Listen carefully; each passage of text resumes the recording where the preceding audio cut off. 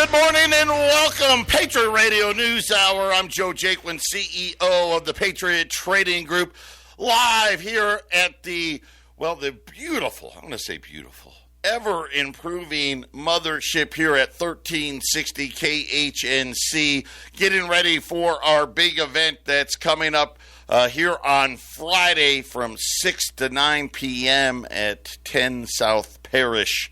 I hope to see all of you there. We've got this thing it keeps getting better and better. Everybody's just going to have a great time. We got a lot of great things happening at the event. And I will say this, bring your kids. We got a lot of stuff for them to do. We got a chocolate fountain for all the kiddies to be able to get them nice and wound up for you right before you got to take them home and put them to bed. But I hope as many of you as possible can make it out this Friday from 6 to 9 p.m. Having said that, if you're looking to buy gold and silver, be ready to wait. That's all I'm going to tell you right now. Silver, the situation has been deteriorating. It got a little worse. Right now, wait times now are going to be a couple of weeks. We have very little of our supply left, and so just be patient, get your orders in, and we'll get them out there as quickly as possible. Again, our toll-free number, 800-951-0592, the website at allamericangold.com. The dead cat bounced yesterday. The Dow was up 1,100 points. Gravity took over today. The Dow was down 1,100 points, and we've got a lot of ground to cover. There's been an emergency meeting at the White House with health officials. There's also a bill making its way through the House, right? The Democrats doing their own version of a relief bill that has no chance of going anywhere, but they also said Trump's plan's got no chance. Treasury Secretary Mnuchin wants to release something as early as tomorrow. He's going to focus in on bailouts. Yep, we're talking bailouts. And again, oil industry is going to need a bailout. The cruise ship industry is going to need a bailout. The airline industry is going to need a bailout. I've got an update on Boeing. This has nothing, well, I shouldn't say nothing, but Boeing is running out of money. A huge wave of cancellations on top of the problems that they already have. I'll bring you up to speed about that as well. And Dr. Fauci, right? Here's a name that we never wanted to know. He was out again. You know, I'll say this.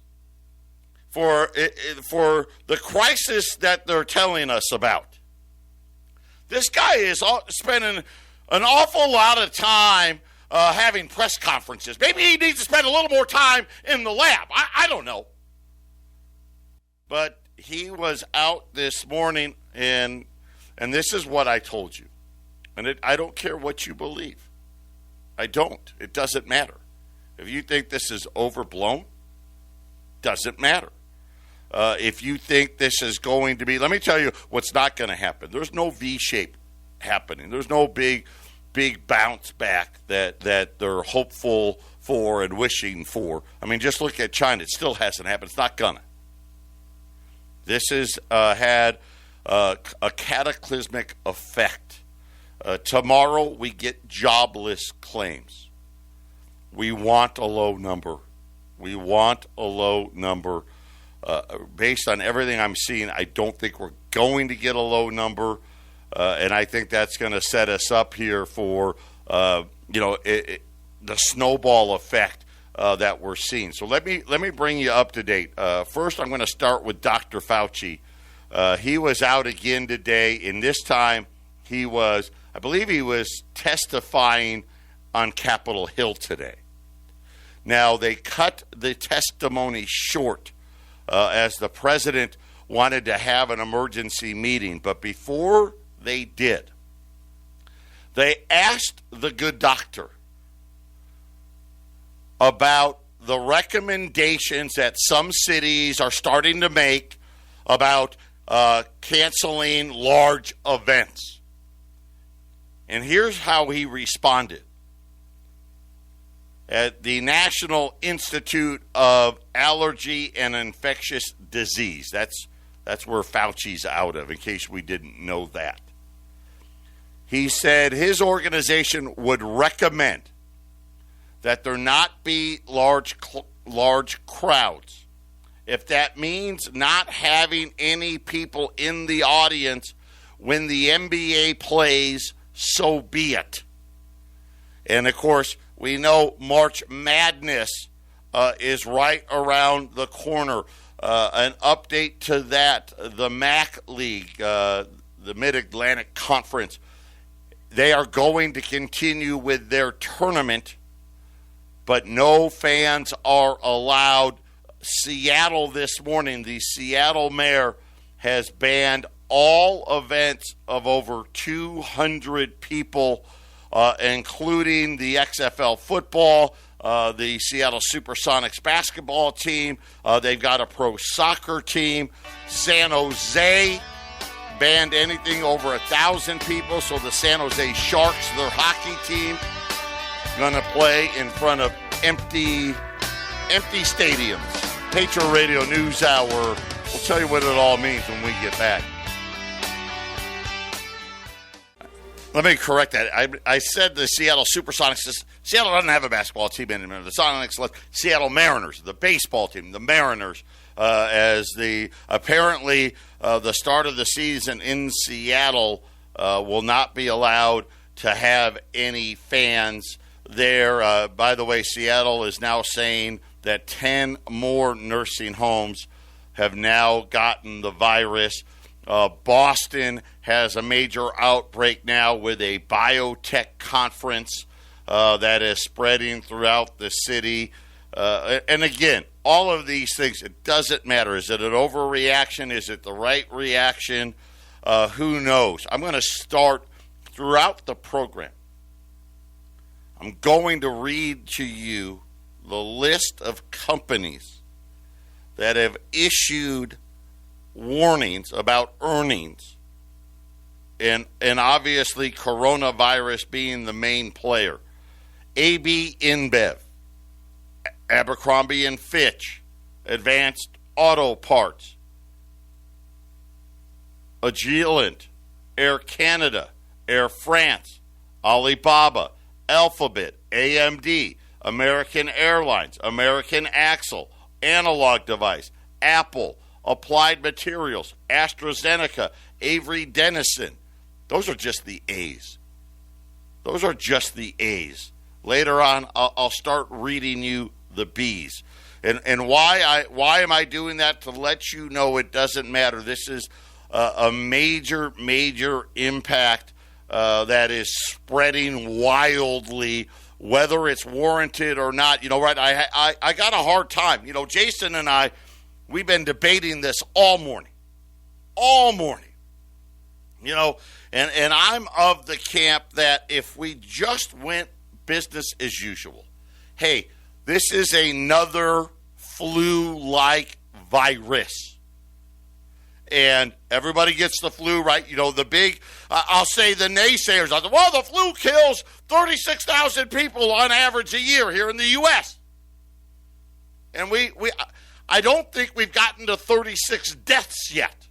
I know we're in the 30s. Last night we had 31 dead on this corona thing.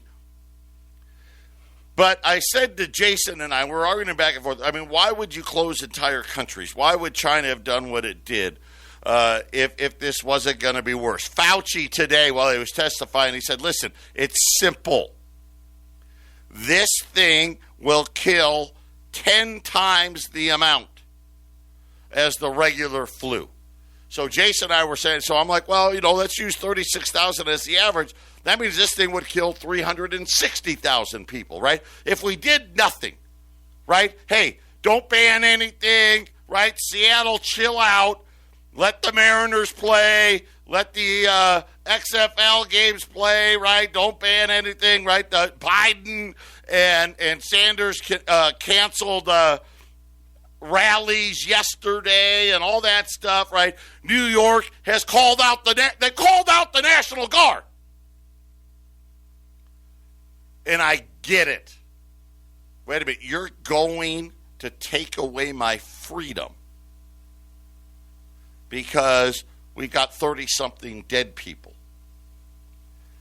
The other side of that coin is, hey, if we don't do this, we're going to have 360. And truth be told, that's if the death rate's 1%. Right? What if it's 2%? Right? Then it's 720,000 dead people. And the issue is, too, and this is another thing, hospital beds. There's only, on any given day in the United States, there's only about 100,000 empty hospital beds. So if Fauci's right, and I don't know if he is or not, but, I'm just looking at the reaction all over the world. So a lot of these doctors think that they know what's going to happen, and based upon that, we're having this reaction. Right? It would be bad. Right? Remember, think about China at the height of the outbreak, right? They built a hospital in 6 days, and they had nowhere to put these people. And I think that's what some people are worrying about here. But I just want to put it in context. We don't know. Right? If you do nothing, if this is an overreaction and we shouldn't do it, this is what the potential is. And so I don't know what the right thing to do is. I don't. And it really doesn't matter. What matters for this show, what matters for your bank accounts, what matters for your wealth, is what the reaction is by these cities, by these states, by these companies, by these corporations. That's what matters. And we're seeing it over and over and over again. Boeing, which had started hiring, because Boeing was very confident that they were going to start making these 737 MAXs again in the summer. Boeing has stopped hiring. Matter of fact, Boeing had a credit line. It was $13.825 billion. Boeing is drawing down the entire line. Boeing, in an unprecedented move, according to Bloomberg, says that the full drawdown is going to take place as Boeing continues to grapple with worldwide travel disruptions and that the rest of their loans as a precaution due to market turmoil. In other words, what Boeing is saying is, hey, we don't think we can get any more money. So we're going to draw it down now because we're worried that they may have taken it away and we don't know that we can get more. Boeing is worried that banks will pull their commitments for funding, which in turn means that Boeing is either now worried that a 2008-style financial crisis is imminent or that the company's own prospects are about to implode, because that's really the only reason why you do something like this. And it's a major hit to Boeing. I know that cancellations for Boeing planes has started, here it is, been picking up steam. And, of course, listen, Boeing is a major, major part of this economy. Don't be fooled at all. But they said on Wednesday that it logged more commercial aircraft cancellations than they received in new orders in the month of February, as it's now a devastatingly bleak start to the year for Boeing. Air Canada has canceled 11 MAX aircraft, while other customers have converted orders for larger planes, and Other customers have flat out said, you know what, we don't want the planes at all, putting Boeing in a precarious position. So Boeing has drawn down or is going to draw down its entire line of credit, which stands at roughly just under $13 billion. And listen, credit markets are getting bad. Today was another record. Banks needing cash. The repo markets, remember, it's just a couple of days ago, they went to $150 billion a day. We've seen in the last 5 days, $110 billion requested, $115 billion, $120 billion. Yesterday was a record almost $124 billion. Today we took that record out. Now $132 billion requested. I mean, we're getting ready. They just increased the funding by 50%. And at this rate of increase, by Friday, the $150 billion won't be enough. So I'm sitting there and I'm looking at what Boeing did today. Yeah, Boeing's got problems. Yeah, but they got things they could do, right? They could stop their buybacks. They could stop their dividends. There's ways for them to get cash. Drawing down that whole line, I think Boeing is sensing that the banking industry is under more stress than most people would like to believe. And if you look at these repo auctions, that's exactly what it is that we're seeing now. We're seeing the repo markets day in and day out just grow by leaps and bounds. I mean, you're talking about, if you think about where we were 10 days ago, this is more than 100% increase in average daily demand coming out of the banks. And listen, let me ask you this. You really think having the money in your bank account is a good idea right now? Right? You've got a 10-year note that's what? Last I checked, it was somewhere between 6 and 0.7%. You've got the central bank already at an emergency rate cut. We got more rate cuts coming next week. Listen, if the central bank only cuts by 50 basis points, I think the Dow could hit new all-time lows next week. How about that? Well, not all-time. I said all-time. That's ridiculous. I mean, new lows from those December lows. I apologize. That's an exaggeration. We may be heading to new all-time lows, but we're not going to be there next week. I'm getting carried away. But think about this. You get paid nothing. And some of you out there, oh, no, double, I'm getting 0.25%, or I'm getting 1%. Not after Wednesday, you're not. Nuh-uh. Nothing. Matter of fact, the bank charges. You probably are getting charged to have your money in the bank. Today, they gave out the Consumer Price Index. Okay, that's their bull crap way of saying how bad is inflation for the consumer. Do you know what number it was? Most of you probably don't. Most of you probably think, oh, it's 1 point this or one. It was 2.4%.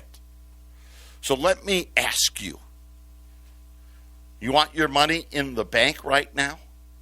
The bank's lining up at the Fed window every single day, needing hundreds of billions of dollars that pays you absolutely nothing, that really, let's face it, what it is, it costs you money. And then you find out Consumer Price Index, according to the government's 2.4%. So let's just say it. Let me be kind. You don't pay whatever you paid in fees. let's just say you got, a quarter of a point of interest. Let's just say it didn't cost you anything to have that money in the bank, which I know is not true, but let's just, for argument's sake, it didn't cost you anything.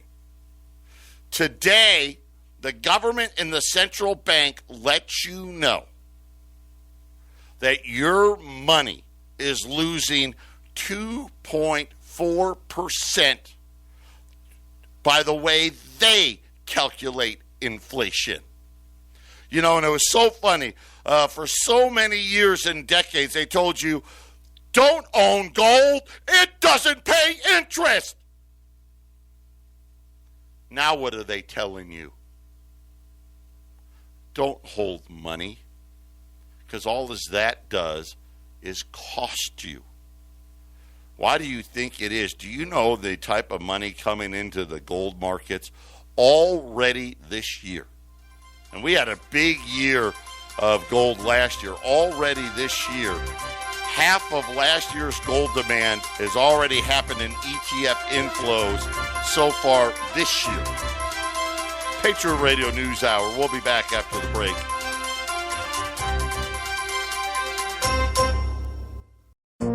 This is the Phyllis Schlafly Report, a daily commentary continuing the conservative pro-family legacy of Phyllis Schlafly.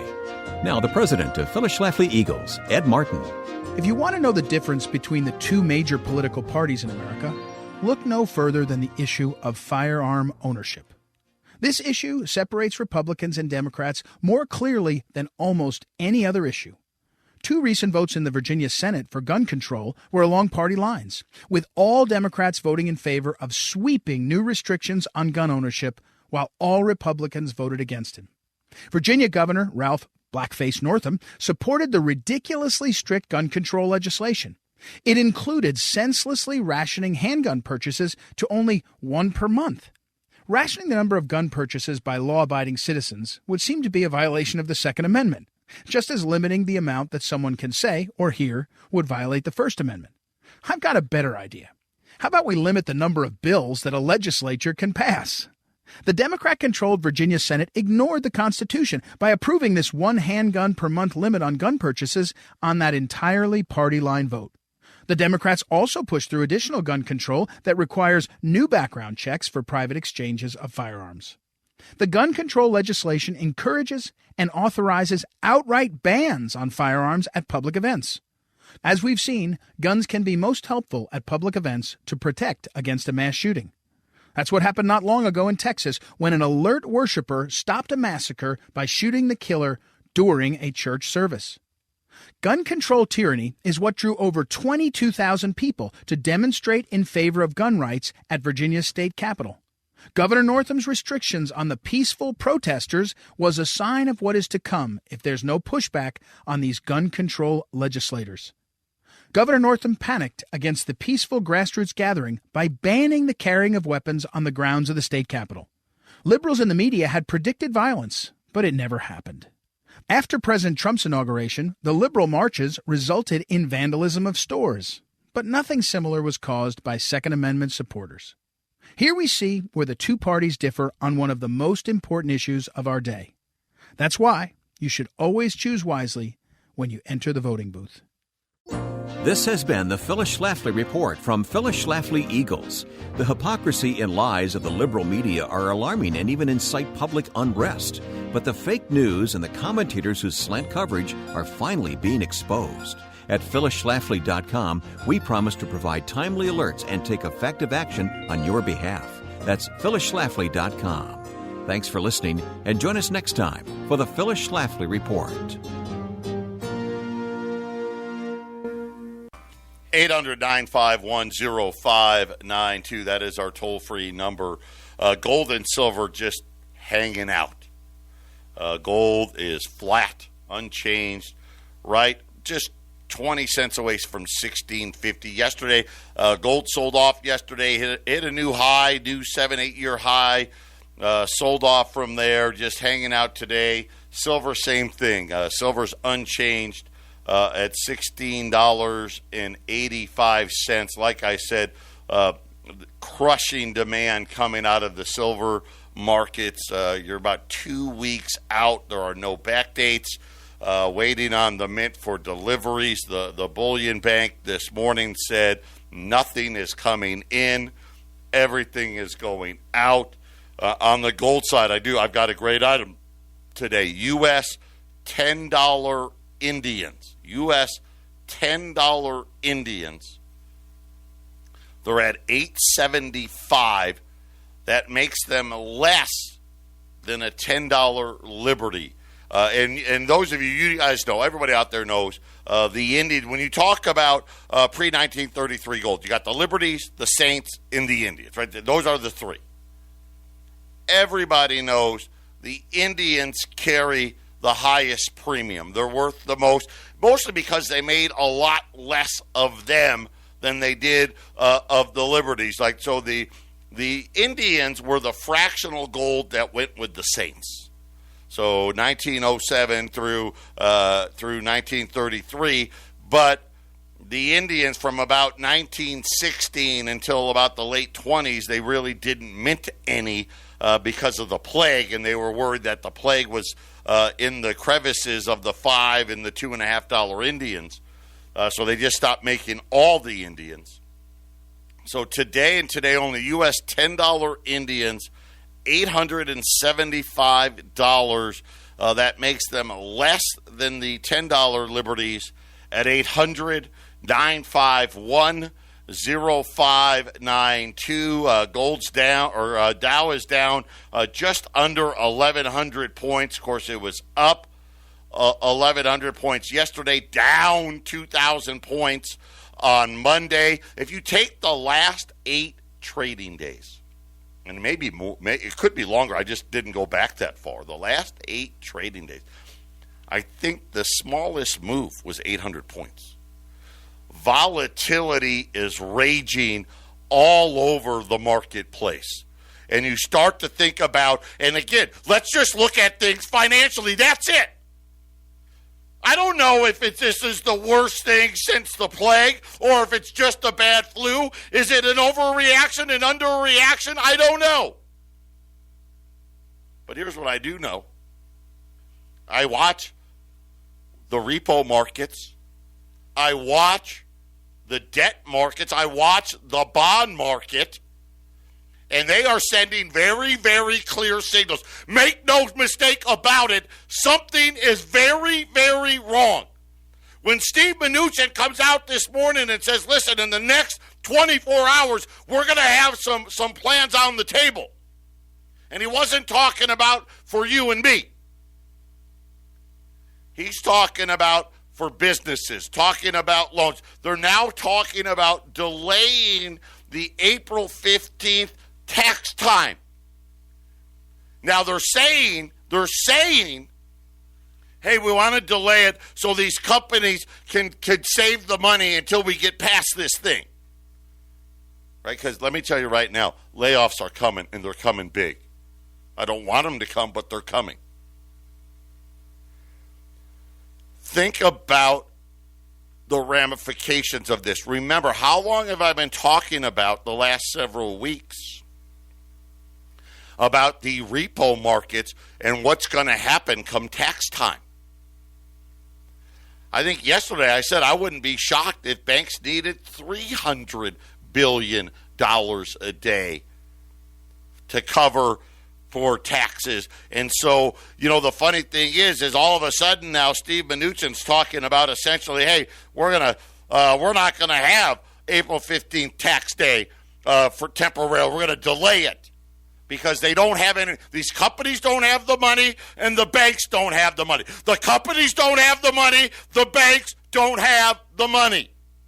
Now, does Apple have the money? Yes. Does Google have the money? Yes. Does Microsoft have the money? Absolutely.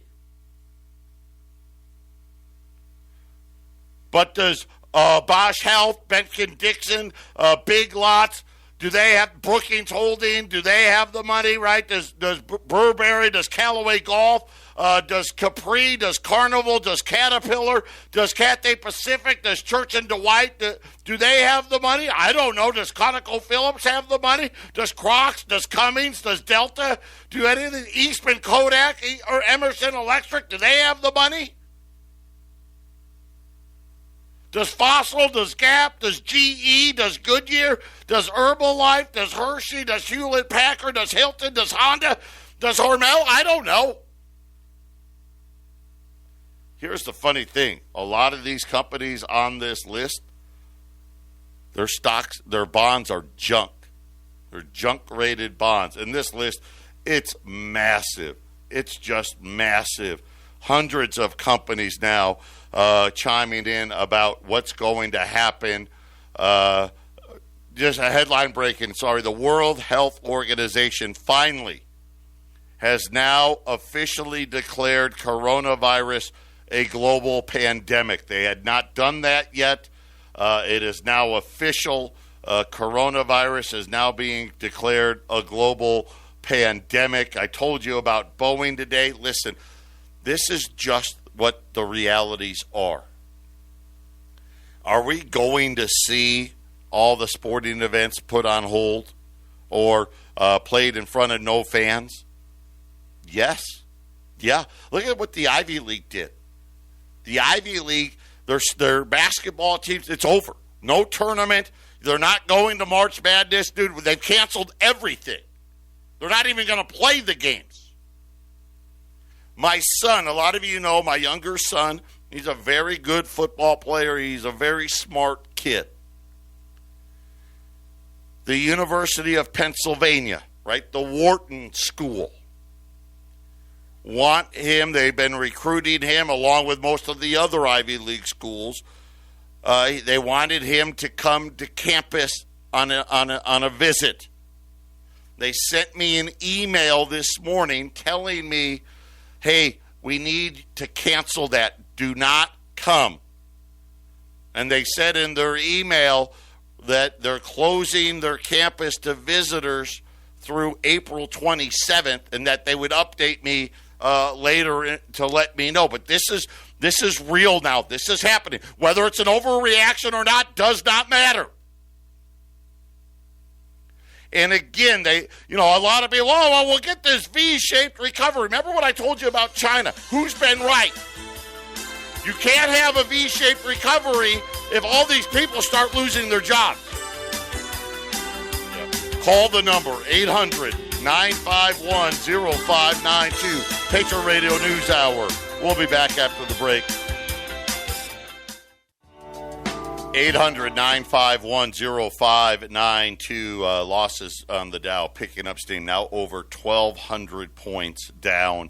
We're a little over 2% away from another pause in the markets. If the S&P falls 7%, the S&P's got a little more, about 2.5% away on the S&P before they would institute another 15-minute pause in trading. We're not there yet, but the Dow is now down 1,200 points after the World Health Organization has declared the coronavirus a global pandemic. We talked about Seattle. We talked about New York. Dr. Fauci is recommending essentially that the NCAA tournament, the NBA, play with no fans in the seats, and you know the ramifications of that. I don't need to explain it to you. The amount of companies warning on earnings now, it's pretty much it's going to be every company. I don't know that. I think everybody's going to be affected by this, except for maybe the grocers, right? That's the only place that I think people are doing well. And you know what's funny? In the next couple of weeks, we should start seeing the supply disruption from China in the stores. It's hard to tell because a lot of this stuff's blown out because of the coronavirus, but things like toothpaste and deodorant and shampoo, we could start seeing those run out. I'm not saying that it's gonna, but that's the timeline here where, it takes 6 to 8 weeks for the That's about how much stuff was already in the pipeline. It had already left China, was either on the way to the U.S. or was already sitting in the ports, sitting in the warehouses of the big retail chains out there. So we could get another whammy on that as well. And we don't need any more, but appears likely. I just saw crossing the tape another $140 billion of energy loans being downgraded into the junk markets. Again, more stress. I don't know what Mnuchin is going to do. I know there's talk now of canceling the April 15th tax day and moving it later in the year. I think that has a lot to do with not just that these companies don't have any money, that it would cripple the banking system. The Federal Reserve would have no choice.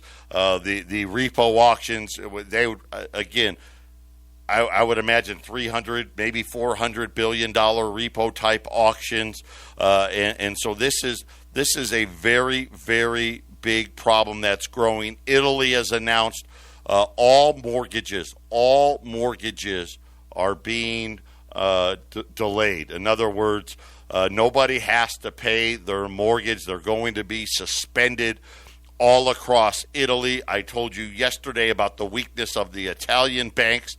If you look at it, Spain today has crossed over 2,000 cases. Angela Merkel came out and said 60% or 70% of Germany is going to be affected. So you can see this thing cascades.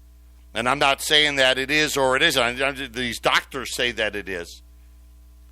All of this exposure that the banks have to each other, it's kind of that crisis that we worried about in 2008 that they told us they fixed, right? They didn't fix it, right? It was too big to fail, right? The fix was right in the headline, too big. How do you fix too big? I know I only went to public school. I'm not as smart as my son, right? I was never going to be an Ivy League candidate, but I know what the solution to too big is. Make it smaller. They didn't make them smaller. These banks are even bigger now than they were then. And they said, oh, no, well, we're better capitalized and all that mumbo jumbo. They said the same thing in 2008. Just a subprime problem. Right, so what are we going to talk about? Oh, it's just a junk problem in the corporate debt markets. Right, same thing. All of a sudden, though, guess what? Look at what we saw today. All of a sudden, that junk market just got a lot bigger today, didn't it? Another $140 billion. And I think we're going to see a lot of these quote-unquote investment-grade companies. They weren't investment grade. They weren't investment grade. And now that the slowdown's here, right, they're all going into the junk, and it's going to be this huge, massive problem. And already the banks don't have any money, and the lower interest rates makes it even worse for them. And you think it's a good idea to have your money? Go ahead. Leave it in there. See what happens. It's not my money. I mean, it's amazing. And when you look at what's happening on Wall Street, Warren Buffett today, right? No one's a bigger homer than this guy.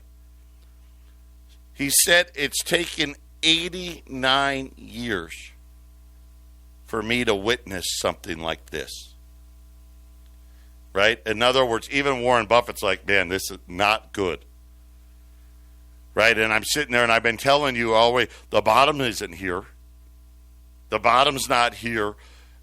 Goldman Sachs, they're so far behind. They lowered their earnings estimates for the S&P again. They're not even in the ballpark.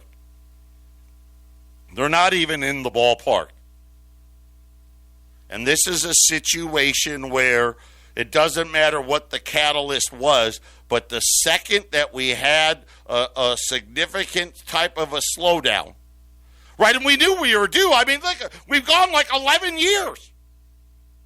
And think about all the money we've printed. Think about the debts. Look at, I told you already this year, we are going to break a record for debt this year.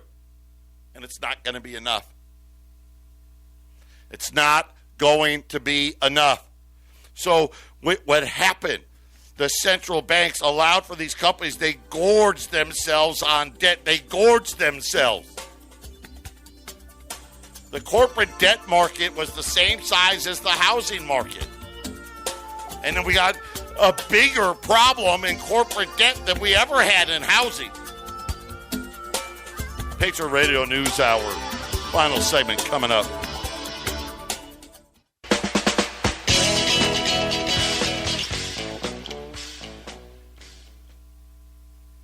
$800-951-0592. U.S. $10 Indians. This is the gold Indian. $8.75. That makes them less than a $10 Liberty this morning at $875. Call, get your silver. Listen, silver, I'm telling you, silver's 2 weeks out. You better order it now before it's 4 weeks out. This is breaking news, so I want to share this with everybody. Take it for what it's worth. All of you by now, or most of you by now, are got to be familiar with the Johns Hopkins University tracker. Right, that's where Zero Hedge, Alex Jones, all these people, right? Everybody follows the Johns Hopkins tracker for Corona. On Monday, the tracker was just over 500 cases. Last night, the tracker was at 1,025. So it doubled overnight. According to computer scientist Mark Hanley, he's been running these simulations on the coronavirus using the Johns Hopkins tracker. Here's what he said. Everyone else will be Italy in 9 to 14 days. Everyone else will be Italy in 9 to 14 days. The United States, Spain, Germany, France, right? Japan, by the way, Japan says they're going to declare a state of emergency. So essentially, Italy now is, I think, past 10,000 cases. And, of course, now the whole country's on shutdown.